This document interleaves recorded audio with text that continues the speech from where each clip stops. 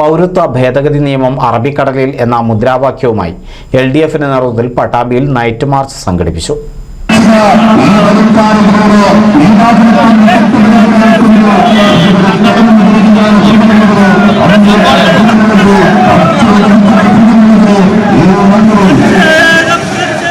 Pattambi bus സ്റ്റാൻഡിൽ നിന്നും ആരംഭിച്ച നൈറ്റ് മാർച്ച് കൽപ്പക സ്ട്രീറ്റിൽ സമാപിച്ചു.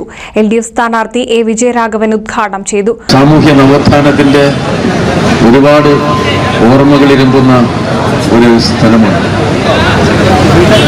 നമ്പൂതിരിയെ മനുഷ്യനാക്കാനുള്ള EMSന്റെ കൂറുറ്റ ശബ്ദം ഇവിടെ നിന്നാണ് ഉയർന്നത്.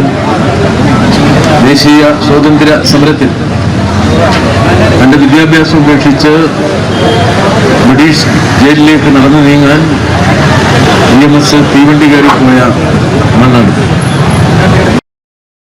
മുഹമ്മദ് മൂസിൻ MLA അധ്യക്ഷനായി, P. മമ്മിക്കുട്ടി MLA, CPIM ജില്ലാ കമ്മിറ്റി അംഗങ്ങളായ TK Narayanadas, NP Vinayakumar, CPIM area secretary T. Gopalakrishnan, NCP ജില്ലാ secretary KP Abdurahman, NCP Pattambi നിയോജക മണ്ഡലം പ്രസിഡന്റ് P. സുന്ദരൻ തുടങ്ങിയവർ സംസാരിച്ചു. NC വിനോസ് തൃത്താല.